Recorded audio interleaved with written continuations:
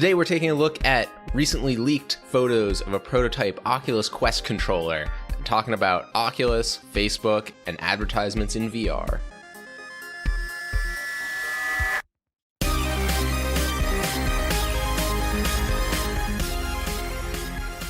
Hello, and welcome to Head-Mounted Destinations. This is a podcast about VR and VR game development. We provide our perspective as developers and provide a peek behind the curtain for people who are interested in how VR games are made.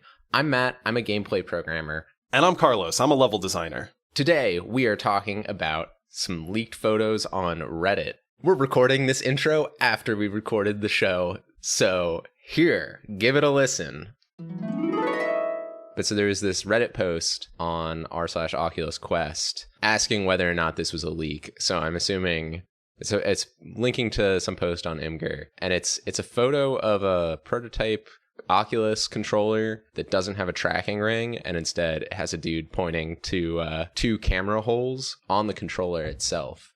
And at least just looking at the comments, you know, apparently these are some dev kits that some Oculus developers have out in the wild, but it's not clear whether or not this is actually like the next production model that they're testing out, gearing up for, or whether it's really just testing it out. Hey, does this work at all? Yeah, so it definitely looks like to me that it might be the latter, especially with whatever cleanup or cover up Oculus reps are secretly trying to do.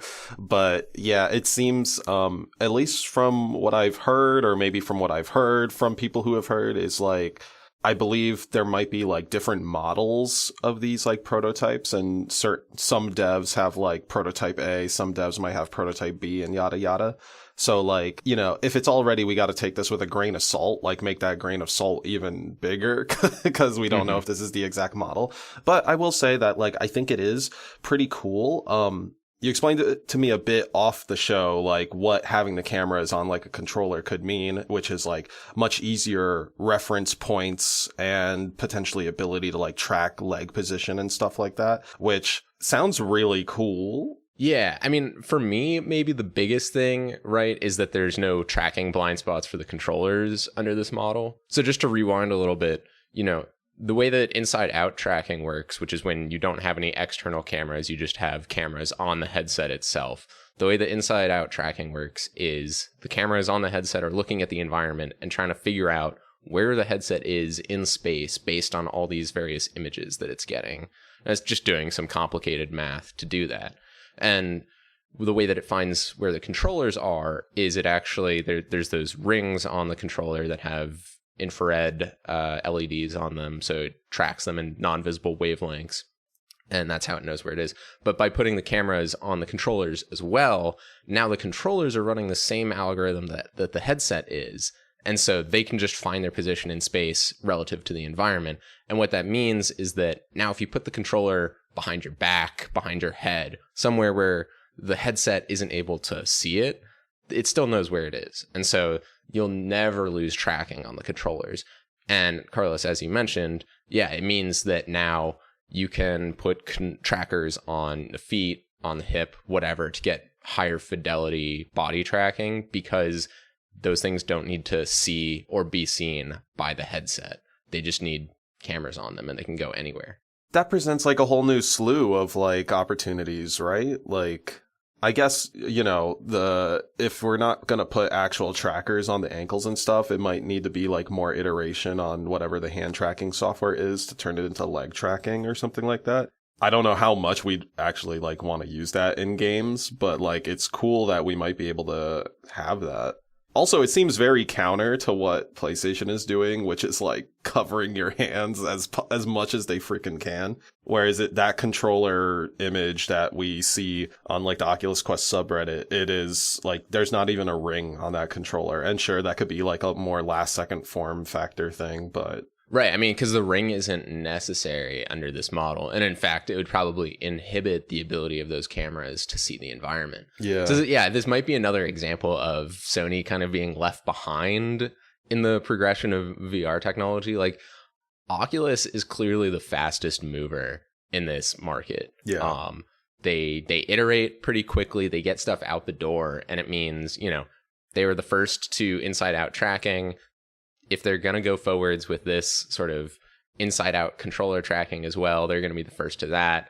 And then, yeah, Sony's going to be left with PSVR 2 having these massive rings, which, you know, they're not the worst. I mean, we've been fine with it on Oculus controllers thus far. Yeah. But it might look, you know, a little Gen 2 when, you know, 2 years in the future we're at Gen 3. And it's just going to look a little outdated and, you know, oh, why can't I move my hands together? I can do that with the Oculus.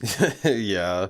Yeah, it's really good that you mentioned like Facebook, Oculus. They are a very fast moving company. I think we were talking about it the other day, but just I like paused for a moment and was just like so surprised with like how quickly we went from being like Oculus Quest. All I can do is just like play it, you know, play whatever games are on my Oculus Quest.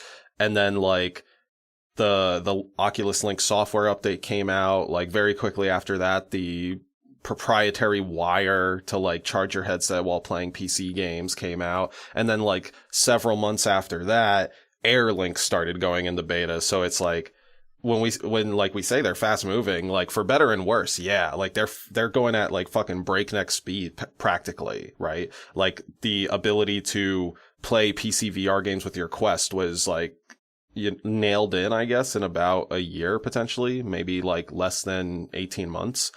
And like now we are able to play PC gaming on a Quest wirelessly, granted, if you have like a decent Wi-Fi signal and what have you. But like that wasn't even a possibility, I'd say like 2 years ago.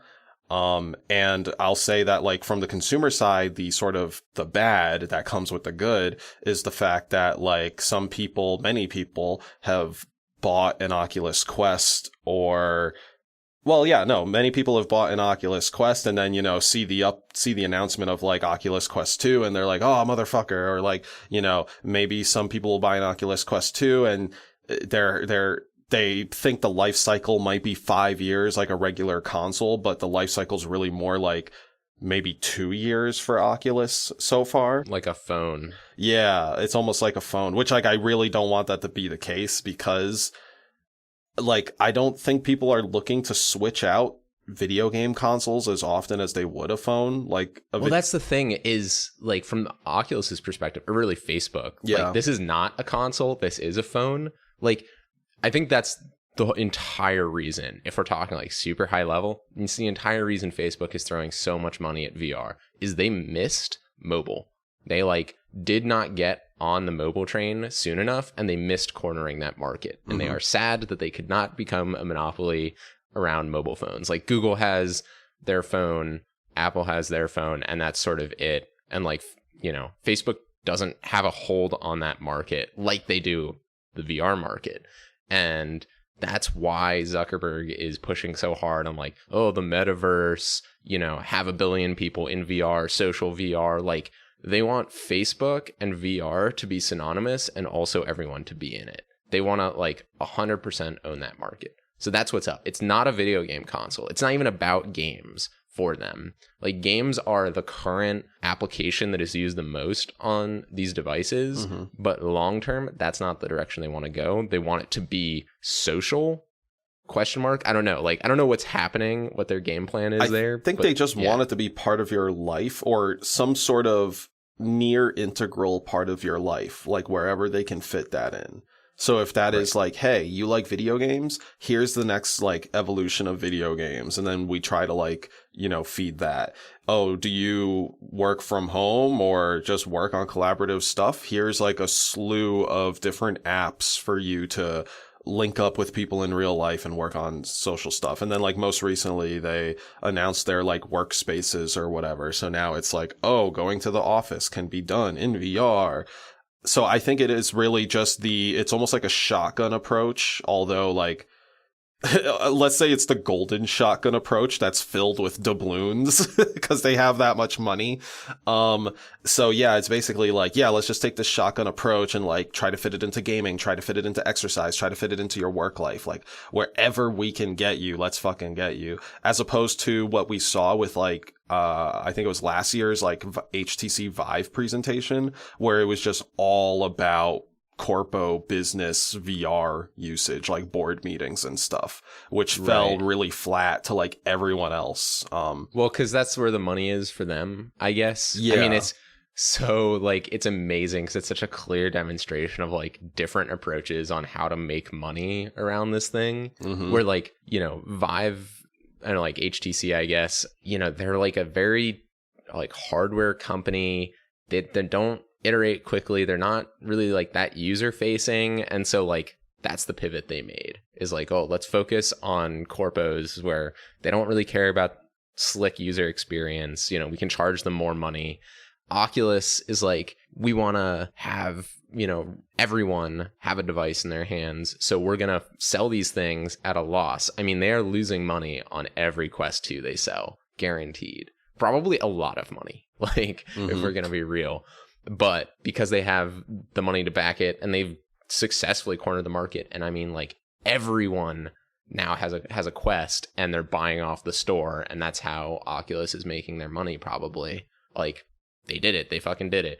And Valve, I mean, Valve also has a machine that prints money in the back room, so they can do whatever they want. They seem to just be interested in like pushing the medium forwards. Yeah, well, I guess, yeah, sure. I will agree. They are interested in pushing the medium forward, but it feels like every step is like on a fucking foot that has half a shoe on it. Like, not that they release unfinished products, of course, but it is like, this is a thing. I understand its function or what it's supposed to replace as its function, but it's a little too weird for me, a human, to want to use. Yeah. It's not respecting the most advanced yet acceptable Maya.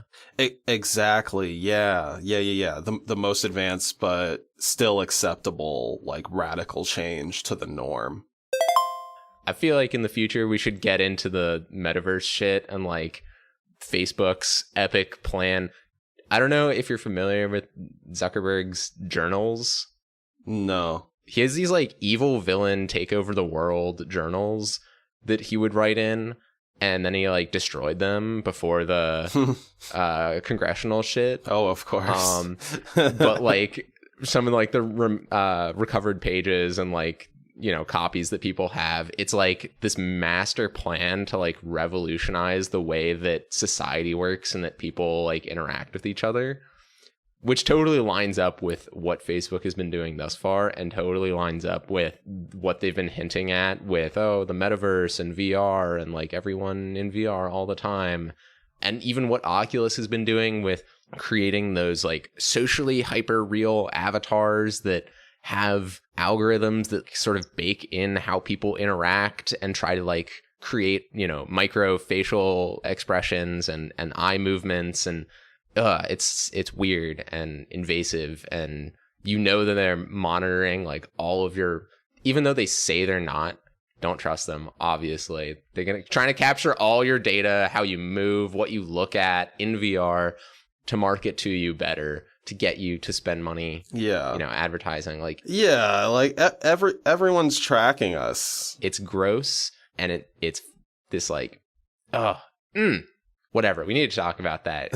We've already talked about it in previous things. We need to talk about it again in the future.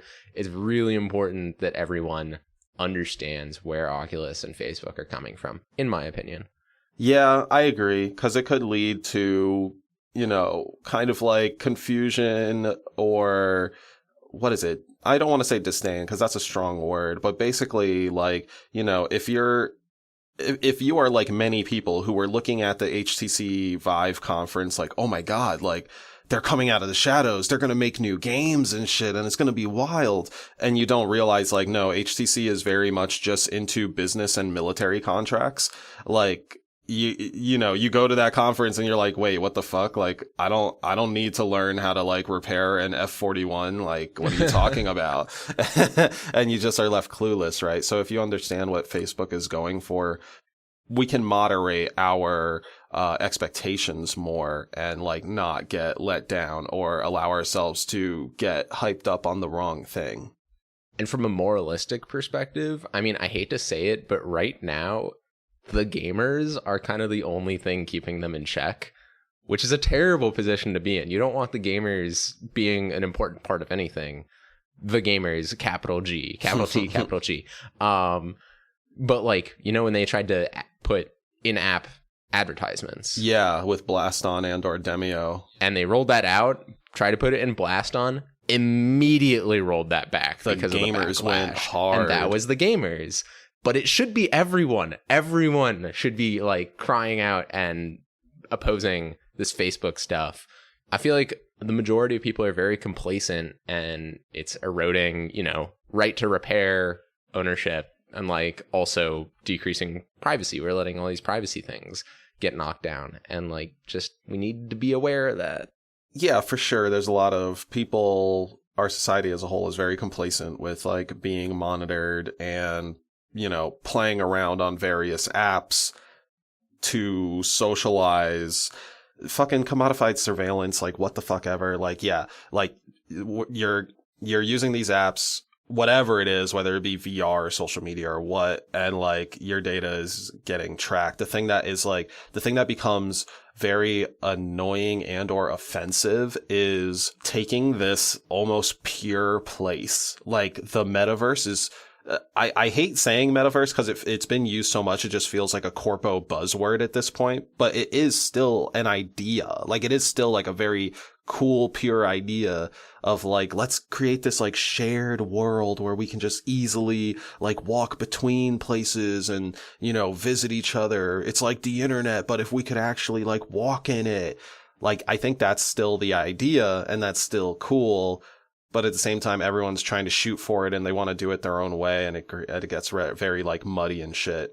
I mean, I guess we should have known that people would immediately try to make as much money as possible off of the idea. Yeah. The reason, at least for me, that I could see a lot of people getting like super angry about advertisers like entering that space is like we have advertisers basically attacking us like all the time. I don't know. If we take a moment to think of the abstraction of advertisements, right? You're just sitting there chilling in your house, right? Nothing's happening. Maybe you're watching a TV show. And then imagine a man on the door or a person at the door knocks very loudly and then just opens your door, pauses your show or whatever the fuck you're doing and decides to talk at you without any response you can give. They're just like, hey, do I got a deal for you for $3.99? You too can have your fucking hands bigger with my hand huger fire. And this happens like every like 5 to 7 minutes while you're like watching a TV show or something. This random crazy person keeps entering your house without your permission and then yells at you about a product. That's what advertising is. Like, that's what advertising is, whether you're driving and you see a billboard, whether you're listening to podcasts and suddenly, O'Reilly fucking appears in your ears, or if you're watching YouTube and what have you.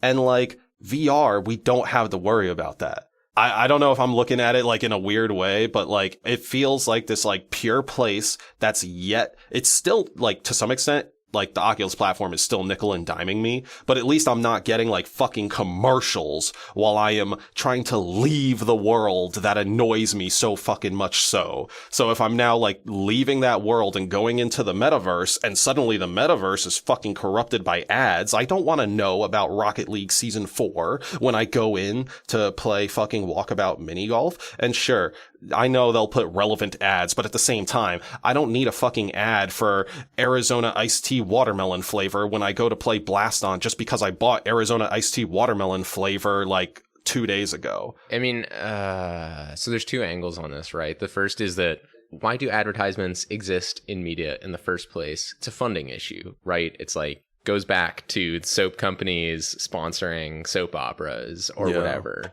right? It's like, oh, we want to make this thing. We don't have the money. People aren't going to pay for it. So we get advertisers to pay for it and in exchange put advertising in. Yeah. The way that you get around that, right, is you have people paid directly for the content. You know, it's like journalism. You have people pay for newspaper. Then newspaper doesn't have to be clickbaity and advertisey and all this stuff. You know, you just get good content. So the answer there is like, we need to extract more money for developers out of VR stuff without doing advertising, or maybe make it cheaper to make VR things for developers so that they need to extract less money. or maybe figure out a way to cut out the middleman, get money directly to developers and avoid paying, a cut to Oculus. Of course, Oculus needs to make money so that they can make the platform better. I don't know. It's hard. It's a hard call when maybe it's too expensive to make the content in the first place that we want without supplementary income. Yeah. Then again, look, I don't have a good inside look at the finances for these things. So it could be that they're making enough money as is and they just want to make more money. And so they're shoving in advertising because, people are conditioned to be okay with advertising. Exactly. And that is uncool. Yeah, like I said, we see it on the billboards, we get it on the podcast. It would, like, the reason we saw the biggest reaction from TM, the gamers, is because they are the ones who are, like, hypersensitive to it, or at least they are the ones that are irate enough to actually, like, sound off about it. Whereas, like, Joe Schmo, who only plays VR maybe once a week or once every other week, will just be like, oh yeah, sure, advertisements, yeah, I see billboards all the time, yeah, why wouldn't commercials be in there? And, like, yeah, I don't know. They just write it off, and it's like to an extent, like, yeah, sure, you can just write it off. Like it's this headset you put on every now and then. But like those people who are in it more often want to keep it like a cool place to some extent, they want to keep it a cool place for other people. I'm not talking about their behavior. They might fucking hate ads and then say horrible things in public lobbies after that. But right. Where we agree is like, let's maybe try to keep the ads out of there. Like, I get it makes money, but like, I don't know. It's still, it feels just inherently immersion breaking depending on like what the ad is for. And I'm sure how it's presented. Yeah. I would just say like, make it optional. From a moral perspective, I'm not opposed to the concept of advertising in these spaces. Obviously if you're a developer and you put in advertising, then like, and it breaks immersion, like that's your bad. That's your call, right? You said, hey, we need to make this trade-off. And it affected your product negatively, and you have to live with that. But that's fine. I mean, you can make that call. I'm just going to go to a different product if it's too immersion breaking for me. The main thing is, like, make it able to be turned off. Like, at whatever level it is, like, put in advertising, sure, but don't force me to see it. Allow me to pay $5, $10. I'll pay money. Just don't show me ads. Ads cost me a lot more than they cost other people because I hate ads. Oh, that's a weird precedent. Okay, that's a weird precedent. I like the idea because it's been established from mobile games, right? Like, get this game for free or spend 99 cents to remove all ads from it. But we are already in a market, at least currently, where most titles are paid for. So if I have to pay for the title and then pay to, like, get out of ads on top of that, that's going to grind my gears, something fierce. I mean, but that is kind of the world that we're moving towards. And, like think about like Hulu. You can pay for Hulu and then you can pay for Hulu without ads. Yeah. No, so yes, I am aware of that. I am a subscriber to that plan of Hulu, and it infuriates me, honestly, because I've been a member of Hulu for like several years, but I was a member of Hulu back when no ads actually fucking meant no ads. And like we paid for that, and the fact that like tons of paying customers were on the no ad plan, and then these fuckers said, "Oh yeah, psych, we know we were paying for no ads, but here's some ads, bro." Yeah. So I mean, bottom line is, I guess it would be great if VR didn't turn into what a lot of other mediums, mobile gaming. Yeah, like. Oh, God. I mean, like, look at Echo Arena, right? Like that's the one that I could really like champion for is like Echo Arena. It has a battle pass. If it had like a microtransaction store, I wouldn't be opposed to that. If it had banners in there that were ads for like buy the season pass or buy these cosmetics or like Lone Echo 2 coming out at this time, right? Or, maybe they just use it as some sort of like relative vehicle for other Oculus like first party titles for advertising. I think that kind of makes sense. And certainly the option to pay to not see ads makes far more sense when I am getting like a product that is either significantly low cost or no cost at all, because that's been the established convention for like several years now. It's like no cost for entry. Obviously, you're the product. Your data is getting like tracked and recognized and sold out. And you can also pay to remove ads, but still the rest of your shit is going to be tracked and reported to whoever. Right. I guess it does seem like there's a very like material difference between, say, seeing like an Arizona iced tea ad and seeing like a Echo Arena season 6 whatever ad in the game. Huge difference, yes. And maybe part of that is like it's within the ecosystem cross promotion, and maybe part of it is advertising for a product versus like raising awareness about an event. I don't know what's making me feel different about it, but it does feel different. I think it's maybe the jarringness of like a real world artifact being advertised in this like fictional world. It's not like Pikmin, right? Where like in Pikmin, the sort of fiction is like, oh, you're a little person, you know, like an inch tall who's like gone to Earth like 300 million years after the apocalypse. So you're finding Duracell batteries and like GameCube discs or something like that. Okay, so what if you saw an advertisement for an in-game item that could be purchased with a microtransaction? Yeah, that would be totally fine to me. Really? You're like, you know, cruising around the city in VR, and you like see a billboard for like ultra energy drink. It'll boost your stats this way. It's only $2.99 real dollars. Go to your nearest, not 7-Eleven, because that'd be copyright infringement, to, buy it with real money. Like, isn't that a little bit weird? Is this in-game, or are you talking about... Yeah, in-game. Literally an in-game billboard for an in-game item. Okay. And spend real money at an in-game store. So the spending real money to me certainly is within the narrative setup, is like, it feels weird, but at the same time, it's a microtransaction. It sounds correct to me. Like, it sounds like, oh, that's fine because, like, this is an item within the universe and they're going to have their own premium currency, right? They come up with code words for, like, all their currency, right? You have your gold, your doubloons, and then your ancient coins, right? If I were to take an example from Sea of Thieves. So it's not going to say, like, pay $299. It'll be like, pay 300 ancient coins to get this energy drink and yada yada. And I think that does fit a lot better. Do I want to see the advertisement for these microtransactions? No, because I'm not going to be interested in them.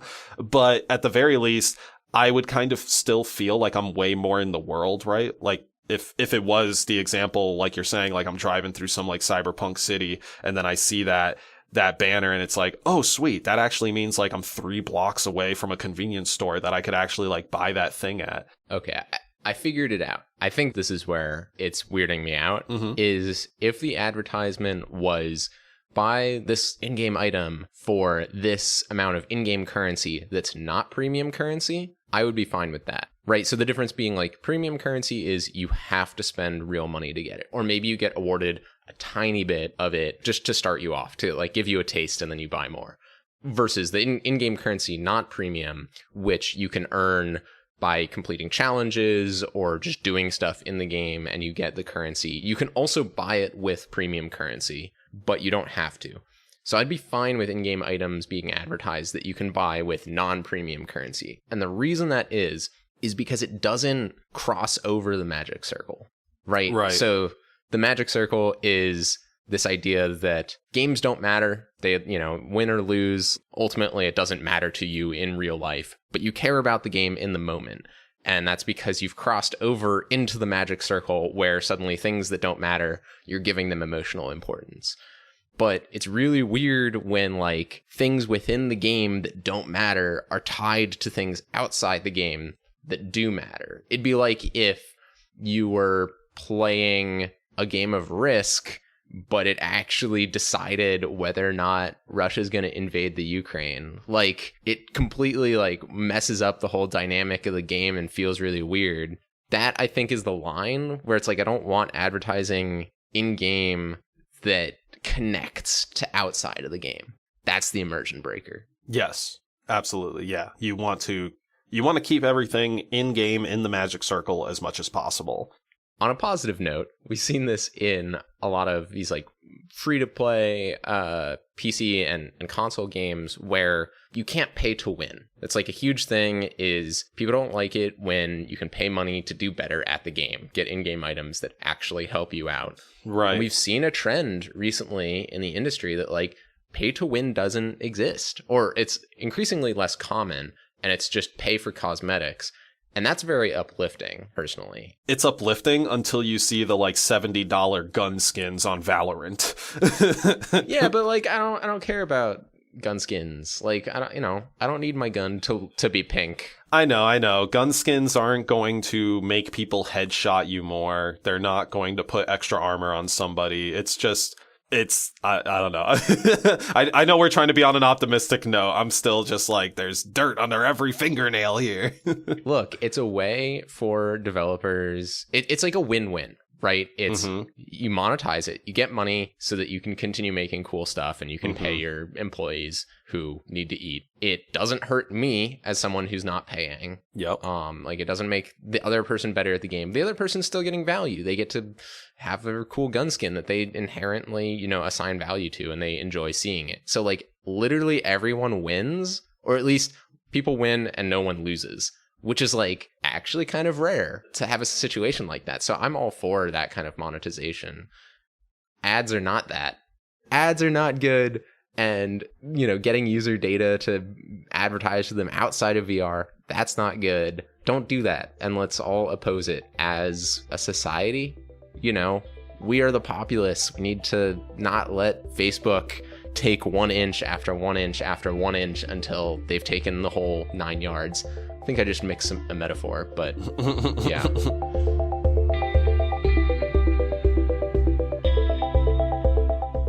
If you like this episode of Head-Mounted Destinations, please share it with your friends. Word of mouth helps us out.